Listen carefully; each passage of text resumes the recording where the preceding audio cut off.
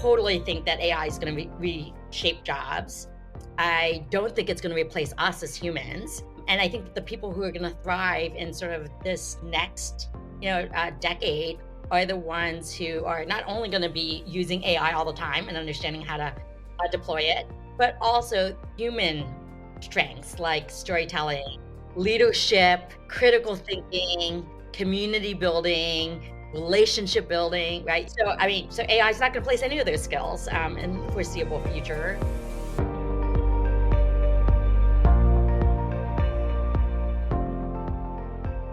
I'm Larry Cornett, and this is Invincible Career.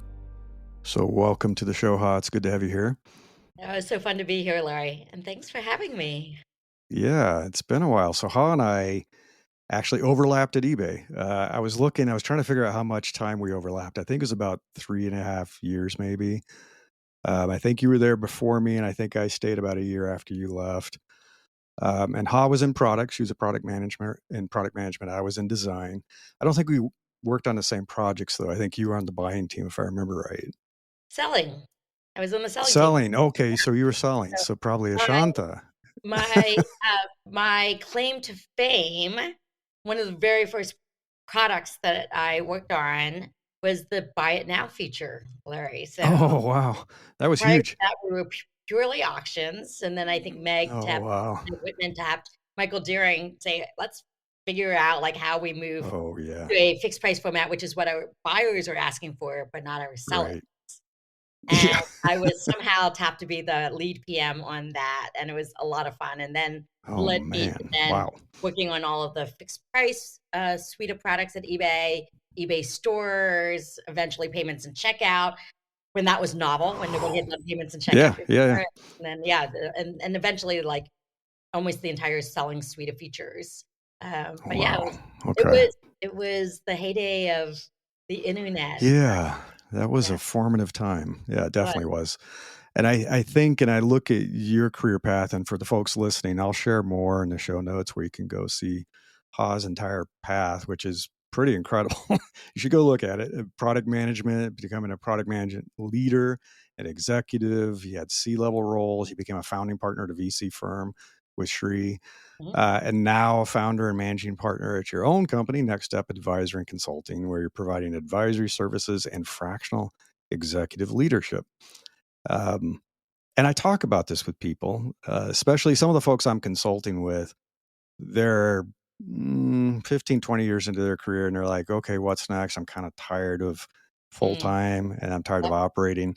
So, and I mentioned fractional leadership because I've done fractional and interim, which is a little bit different. Mhm. And they're like, what is that? So maybe you could explain for our audience how you define fractional leadership and how you've been operating with that. Yeah. So, I think fractional comes from like sort of a cottage industry of started with like fractional CFOs, right? Right. Yeah. Where these early stage startups, they probably are too early for a full time CFO, but they still need, Yeah. financial modeling and some accounting and controls and help with fundraising support but you only needed somebody part of the time. And so Right. fractional CFOs came and started working with 5, 6, 7 companies at a time. And then I started Mhm. hearing about fractional CMOs.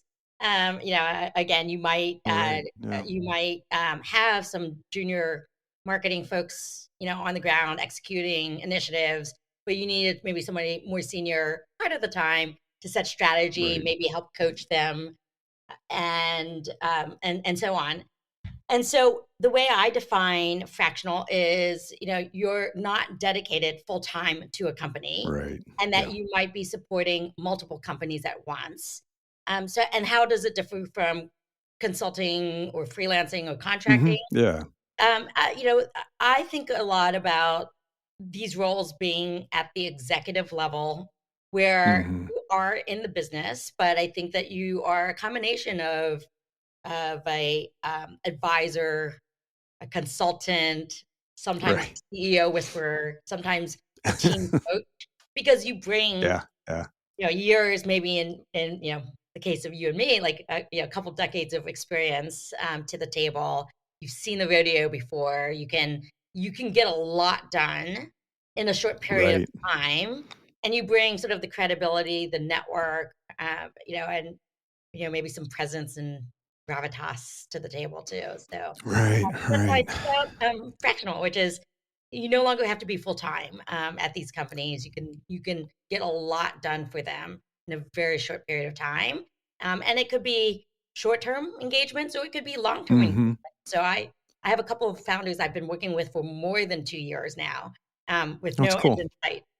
But they know that They're addicted. I'm not. They know that I'm just not joining them full time, but I am a team player, a member of the team, just like any of other members of their team. Yeah. Yeah, it happens pretty quickly if you're doing good work and you know what you're doing, that they feel like you're just one of them, right? Mhm. Yep. Um, I'm curious because I know this happened with me. Do people ever say, you know what? Do you want to stick around? Do you want to join full time? They Yeah. try to convert you? Um, actually, I have not had that question yet, and I think it's Okay. because I'm very clear that this is Mm, my path. I have a business partner who I talk about all the time. His name right. is Garrett Yeah. Kelly, and we have an entity called NextStep. I do feel like I'm in my sort of, 3rd chapter of my career, that and I openly talk about, like, I'm just never joining another company ever again. Right. Right. Yeah. So, Yeah. I I think understand that. that when you're that Yeah. clear, people get it, Okay. but Yeah. I have had situations where I've, told my founders that I want to reduce scope because I have so much going on, and they're like, "No, you're Hmm. not allowed to reduce scope." So, yeah, so in many aspects, I do feel like I have long-term commitments to my Hmm.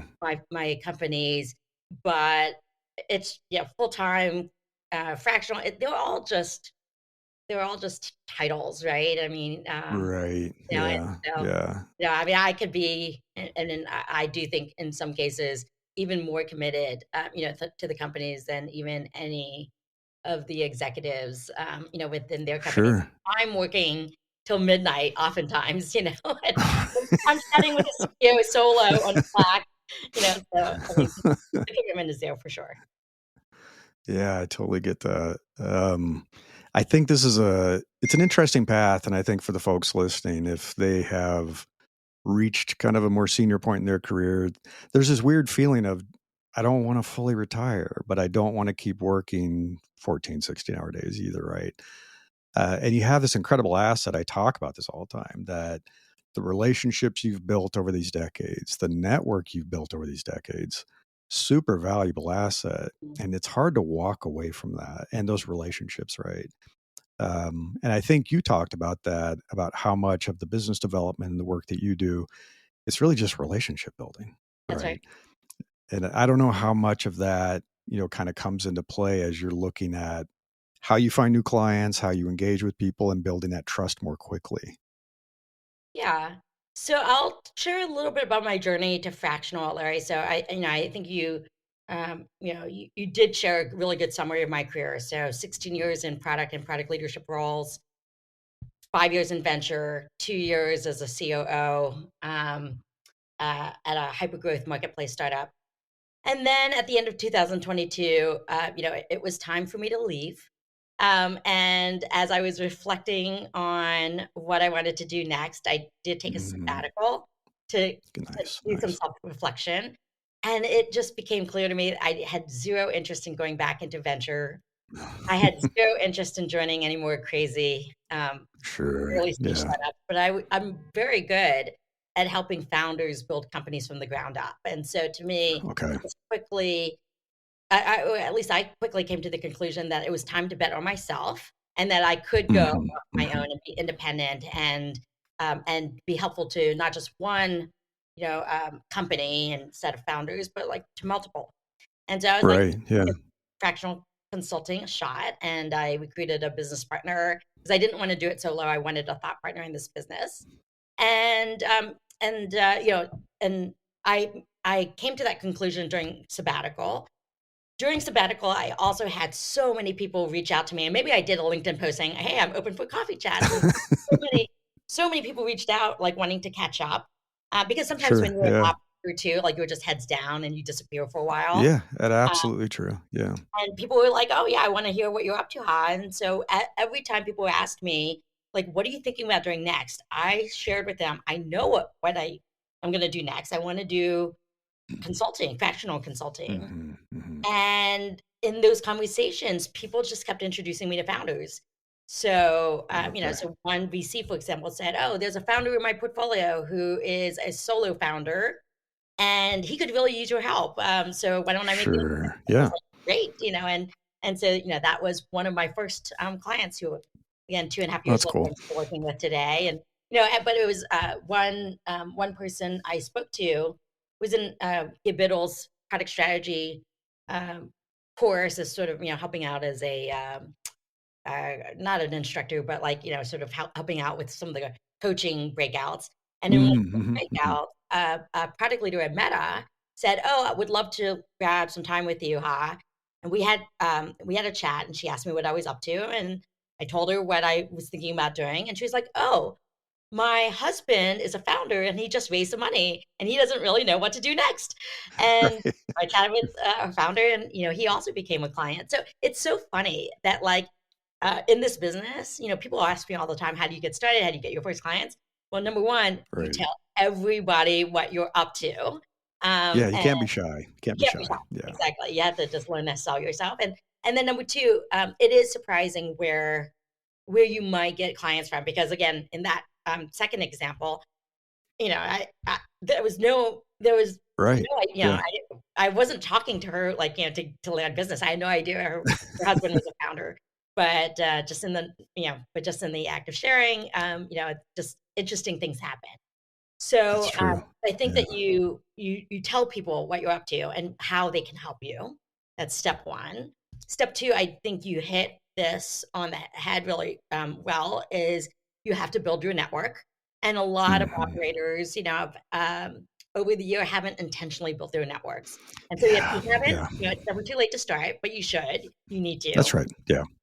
And then third, I do think that over time you sort of work on building and growing the business, right? So you are talking Hmm. about Hmm. yourself on social. You have a playbook around how you close business, Right. and how you want to structure your engagements, and then you can't be shy of, like, telling people who you've done great work for. It's like, hey, like, I might have capacity for one more client. Who do you know who I can help? So you just need to Right. Yeah. kind of put yourself out there. Yeah, it's one of the biggest things I keep telling people. I tend to work with a lot of introverts. They're like, "Oh no, I have to, I have to network." And I said, "Don't think of it like a cocktail party. It's not like that." Or you go to the conference and here's my business card. It is just meeting people, having conversations, relationship building. I tell them, and there's studies about this, the weak ties, and you just described this perfectly. It's the weak ties that are sometimes the most valuable Yes. because it ties you into an entirely new network that Yes. you never would have thought of or been a Yes. part of. Because we do tend, like, I know how it's like we overlap. We have a lot of the same people in our network. And so your network is kind of overlapping in this massive Venn diagram. And if you want to expand your business and meet new people, you gotta reach out to these weak ties and you have to have that conversation. And you said exactly what I was telling people is kind of the secret. Every great conversation, end it with, "Is there anyone else you think I should meet? Could you make an intro?" And just keep that flywheel turning, just keep meeting people. Um, That's so right. something popped in my head as I was thinking about the work you're doing, and I see this too. It's like, you've been doing this for a while, you have a ton of experience and really great experience. As you come into these situations with a new startup or whoever it is, how much of this you hear and you're like, "Oh, yes, this problem." It's like a very familiar problem, like, "Okay, yeah, I recognize this. I know how we should attack it. I think I have a solution in mind. Let's work through this." Versus it's like, "Wow, that's new. That's an entirely new problem I've never heard about." What's the mix of that? Hmm. It's a good question. I don't know that I have a good answer for you, because it's both. And Sure. so Yeah. I don't know that I have a good percentage breakdown, because I haven't thought about it. Maybe give me overnight to sleep on it and get back to you with an answer. So I spent 16 years, as a product leader and as a product executive, but I don't do product work anymore. And we Sure. can get into Yeah. that, if you're interested. So it ends up that a lot of the work that I've done or that I'm doing now with my clients, I haven't done before.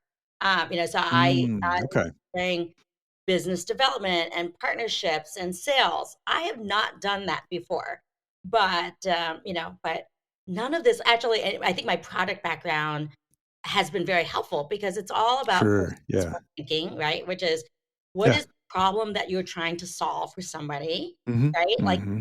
And developing deep empathy and understanding of the problem, and then coming up with a solution and then building scalable processes and systems around Right. it, Yeah. right? And so there's some familiarity with, oh, this isn't hard, but just somebody has Right. to put Right. some structure around it and discipline, and then with intense excellence and execution, and Right. so Yeah. in many ways, even when the problems are new, the process is not. And I then like that. second, I would Yeah. say that it's always about like the relationship building. So whether you join full time Mhm. into a company or whether you join as a fractional consultant, you're not coming in with an agenda and it's like, oh, I've seen this before, I've done this before. Like, Sure. Yeah. here's Yeah. the playbook, like let's go move. Yeah, like it doesn't endear you to the Yeah, nobody team. wants that.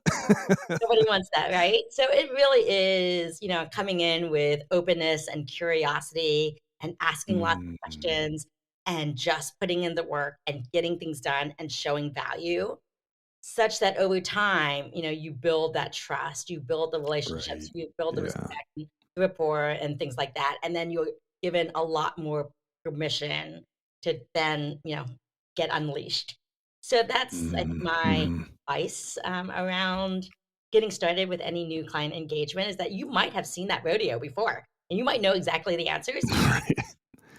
Just test it Don't out, right? don't yeah, yeah, Some yeah. teams are very open and receptive, like, "Hey, yeah, just tell me more," and others are like, "Who's this outsider who, like, just does not understand our business yet coming in and telling us what to do?" So, you know, Yeah, yeah, situational. it's interesting that you mentioned that. Yeah, I remember being in a meeting at Yahoo, an executive meeting, and there was a pretty new hire, an executive from Microsoft.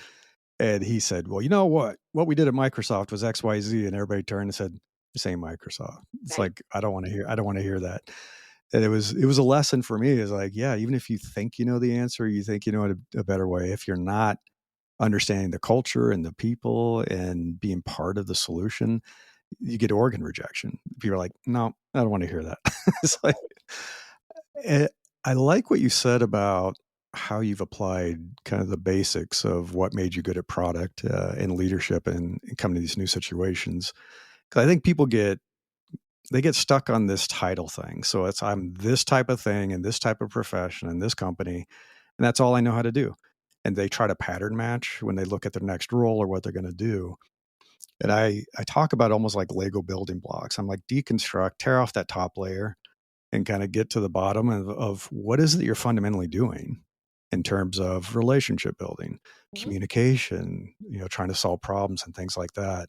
Because when I got into my business, I'd never done sales. I did a little bit, with the sales team at a startup, but I wasn't a salesperson. And when I first started, I was like, well, I got to do sales things to do sales. And so I was trying to learn sales skills.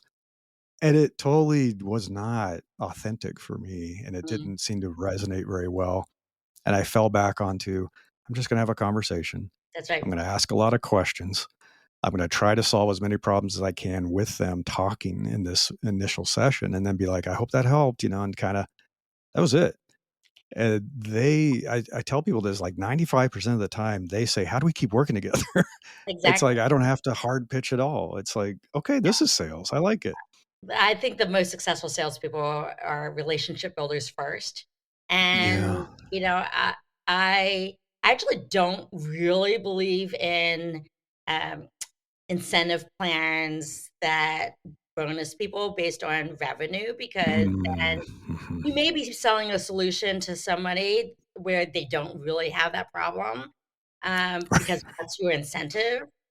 And I Yeah. would say that Yeah. that will eventually come back to bite you, and Hmm. so, Hmm.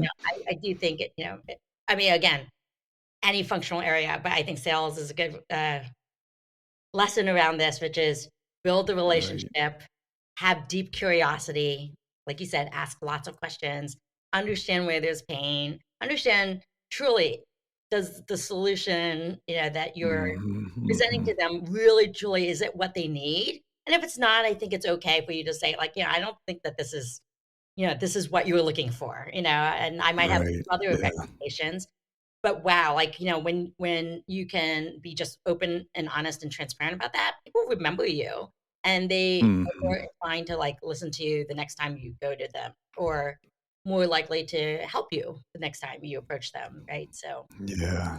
Yeah. I like what you've said about how you structured your business that way too. That's like, yeah, we don't do hourly stuff. mhm, We're on a retainer so that the incentive is I'm trying to help you as much as possible. I'm that's trying to right. solve problems. I don't want to milk it, for more hours and things like that, which happens with some. If you work with lawyers, I've had that happen. Uh, My husband's a lawyer, so anyway, yeah. Love lawyers. They're very useful, but getting charged in 50-minute increments was a little tedious when I was running my own company. It's like, okay, like, well, the AI man, also makes the equation very different, right? Which is like isn't it interesting? now Yeah. you can work in a Yeah. fraction of the time, and if you're billing hourly, right, like, you're in a bind, Yep. like, then That's already then happening. you are gonna Yeah. be forced Yeah. to go into value-based pricing anyway, so, yeah. Well, that raises an interesting question because those of us who've been around a while have seen flavors of AI for decades. It's like this isn't new. There's been machine learning and all that kind of stuff that's been going on forever, but it's really exploded in the last year, and even I would say the last 3 months. Like the arc of adoption and improvement is like, okay, this is getting really, really good. Mhm. How are you seeing this play out with the people you're working with? I mean, obviously, I bet a lot of them are using AI in their technology stack. It's changing the nature of consulting and working with people.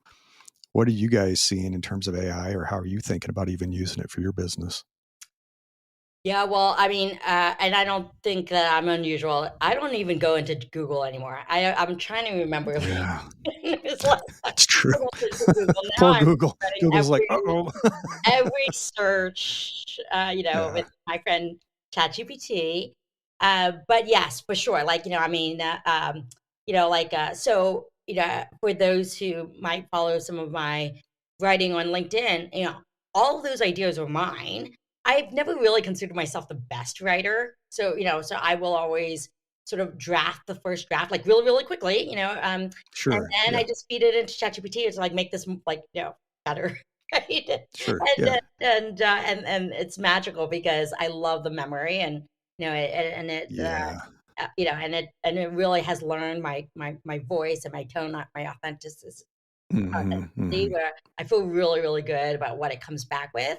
But certainly, I mean, writing proposals, I think it sped up the work of writing proposals hmm, by 10x. Now it's really just polishing, like, well, being good at the prompts and having yeah, conversations yeah, with yeah, it, and then now I'm just polishing, um, brainstorming sessions with clients, like, putting together an agenda.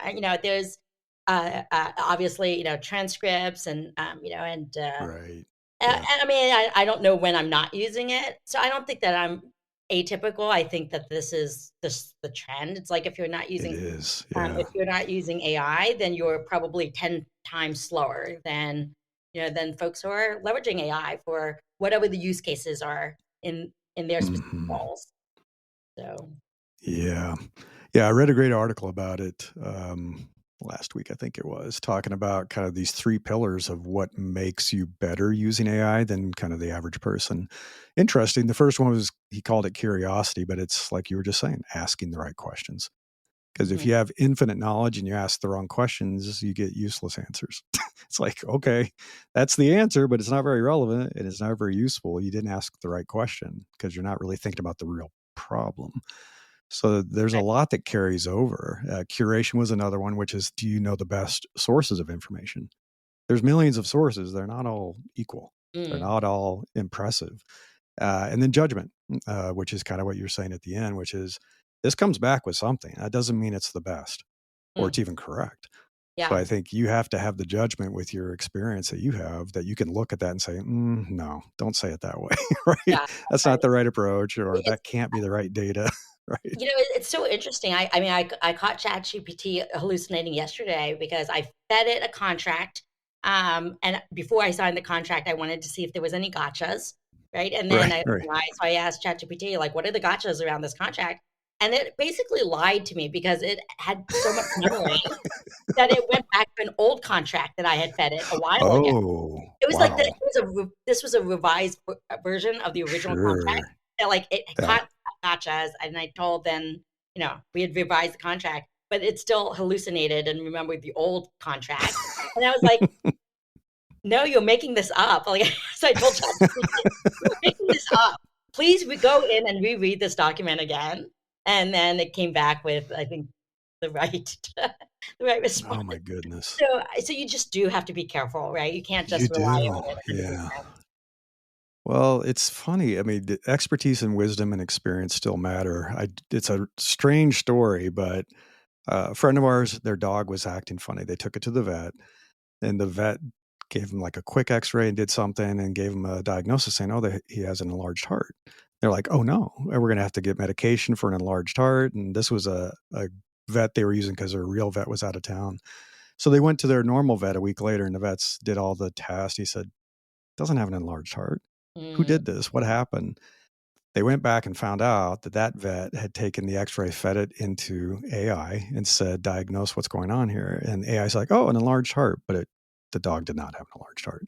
wow, So, that's kind of, you crazy. still got to know your stuff. you Of know, course, yeah, yeah, yeah, but yeah, you have still to got to know understand. your stuff. Yeah, I mean, if I had not read the contract and I had just assumed that, ChatGPT, Right? like, Yeah, was was gonna give me the right answer, then I would have been in trouble, but I did read the contract, and then yeah, and then what it spit out just did not seem right. I was like, "This doesn't sound right." I went back exactly. in and reread the contract, and I was like, "No, they were actually, ChatGPT is lying." So, yes, Yeah. I think, just continue critical thinking and Yes. Work with people validate with wisdom, like, sources, right? yes. So, Yeah. That's why it still matters to have yes, people with experience, definitely, because we're not at the point yet where we can set it and forget it. It's not quite that's right. there. So I have a slightly different question because I think we had met at one of Shree's parties a couple of years ago, and we're talking about work-life balance and how much you were working and taking time and all that kind of stuff to kind of, find yourself a little bit. Mhm.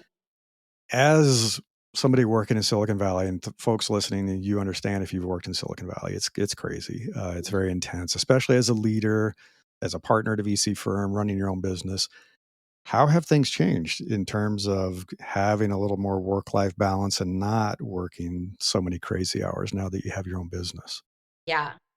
Well, it's funny because I think that the myth is, that, with fractional consulting or, I've been talking a lot more about building portfolio careers, which means, Mhm. multiple revenue streams around different passion projects. It's not just one thing. So it's not just consulting.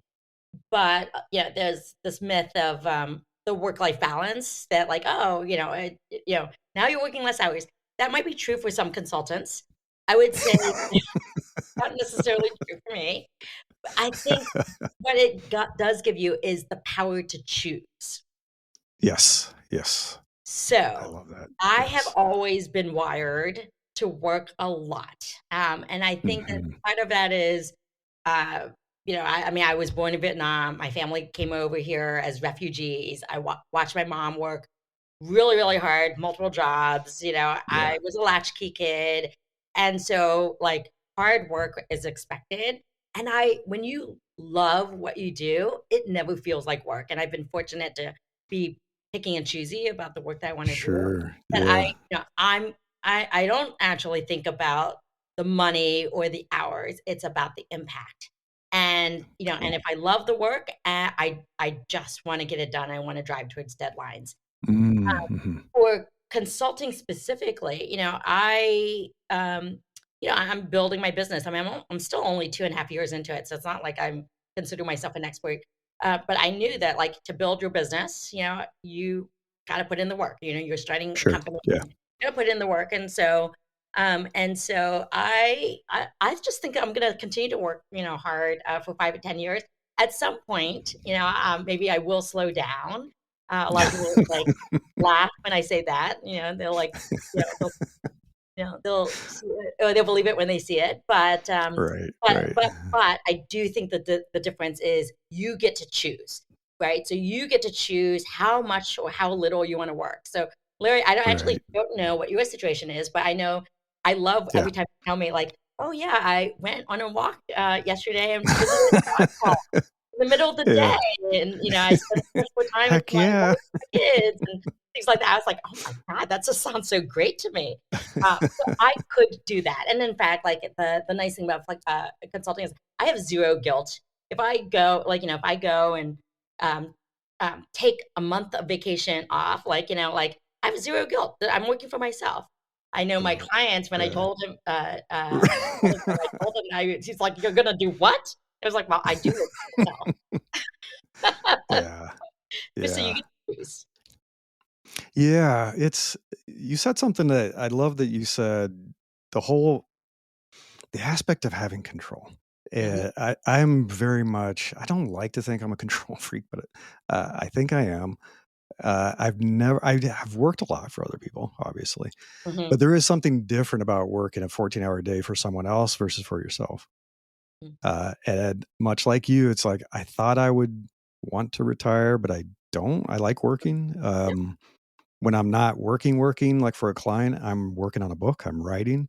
So yeah, I'm nice, always working. I'm always doing content stuff. I know you said Garrett does a lot of writing too. So I'm always writing, podcasting, writing a book, working for a client, doing stuff for marketing and sales, and working on the tech stack because I do my own tech stack. But I like it because I'm in control and it's what I want to be doing and it feels meaningful. So I mhm, think it's different. I think for the folks listening, and I talk with folks who are like, I can't wait to retire. I was like, and do what? that's What are right. you going to do with the rest of your life? I mean, there's things you should mix in that you want to. Um, I feel like I've gotten a blend because I work weekends and stuff, but I don't even know what a weekend is anymore. I've been doing this for 9 years. So it's like a weekend doesn't mean anything. It's a Mhm, weird time artifact. So yeah, I'll take Wednesday off and go hiking, but I work Saturday and I work Sunday. Um, and so my work is sprinkled throughout the day, but I do try to make time to invest in my health and workout and stuff like that. Cause I did neglect that a bit during my yeah. corporate career. So it's good to have it back. It's definitely good to have it back. Um, Final question for you. Not everybody who's listening to this obviously is going to be in a situation much like yourself where they're like, wow, I'm a senior executive, C-level exec, I've been at a VC firm, tremendous network. They're probably not quite at that level. And I'm wondering, as you're looking at what's going on economically, politically, we just talked about the impact of AI. I'm seeing some stuff in tech that makes me wonder about the future of some of the professions like Mhm. design. Sorry, folks who are listening, but I'm seeing a lot of you struggling to find work and some of you not being rehired because the CEOs are like, if we can have AI do some of the entry level design, I don't need entry Exactly. level designers Yep. anymore. So, where do you see this all going? And how should people think about their careers and where to invest their time and energy for the next 10 years? Okay. Well, thanks for asking the question. I love this question. I think it's so timely and important. And we talked about this earlier in our conversation. This is a Yeah, once in a generation inflection yeah, point. So you and it I, is. kind of started our careers during the rise of Mhm. the internet. I know, Yeah, and eventually it was mobile, and this time it's AI. And that that's pace right. of disruption is even faster than any of the other super Yeah, cycles that we've been part it of. is. And it's not just AI, right? It's what you said. There's political and economic instability. There's Mhm. tons of layoffs and corporate restructuring. And so Yeah, I talk to executives in my network all the time. I And bet. most people feel very unsettled right now, and Sure, their sure. futures are uncertain. And I have many, many friends, including folks that we worked with 20 Mhm. some years ago, who have been out of work more than a year. Yeah, yeah, yeah, It's tough out there. So I do want to yeah. recognize that it is tough. having said that, and this is the, the optimist in me, glass half full. Um, I think that this is an incredible time of opportunity, but you have Okay. to be willing to embrace change and reimagine the path. So Hmm. in the Hmm. past, right, like we've all followed a certain playbook, and it looked linear and all these Right. companies Just were climb the funding, ladder. like, yeah, they would get funding, they were going through hyper growth, and then as these companies went through hyper growth, we Yeah. went, along in those trajectories and Hmm. built our careers. But I think that whole playbook is breaking down, Yeah. Yeah. and yeah, while it can be scary, it's also freeing. It's giving rise to what I call portfolio careers, and that's how I'm Hmm. embracing my career right now, and I mentioned it a bit, earlier. Yeah. Uh, I do not think it makes sense anymore to be defined by a single title or role, but instead by a set of skills and values and the Hmm. impact that you wanna have, right? Right. And Right. Right. so I totally think that AI is gonna reshape jobs. I don't think it's gonna replace us as humans. And I think that the people who are gonna thrive in sort of this next, decade are the ones who are not only gonna be using AI all the time and understanding how to, Hmm. deploy Hmm. it, but also it's the human strengths like storytelling, Yes. leadership, critical Hmm. thinking, community building, relationship building, right? Yeah. Yeah. So AI is not going to place any of those skills in the foreseeable future. So you do have to stay like curious, adaptable, and you have to be grounded in your purpose. And I think that if you think about that and you start to take, like, steps, like, you can't just be thinking about it and not, like, not taking Right. steps towards Right. it. You gotta start taking steps towards it. So, back to what you were saying, if people feel like, "Oh, well, it's easy for her to say because she's built her network and I don't have a network." It's like, it's never too late to start. So That's right. start Build your now. network. Get to Like, work. it's not too late for you to, Yeah. It's never reach too out late. to Yeah. somebody, even if you're afraid that that they'll say no because they're such an important person or they have such a big influence. What, like, why not reach Yeah. out to them, and Yeah. offer to be helpful and, make their story your story and, just see, like, yeah, see if you can get closer to them. So I just Mhm. think that, like, there is a path. But it's about reinvention. It's reinventing how we work, Mm, how mhm. we lead, how we define success. And I think that the future is actually really quite hopeful. So, I love that. Nice. That's a nice way to end this. Fantastic. Well, thank you so much, Ha. It's been good seeing you again. yeah, it was so much It's been fun. a And little thank you. while. And you're such Yeah. a great interviewer. It was so much fun. Until next time, I wish you the best of luck in becoming an opportunity magnet for the best things in life.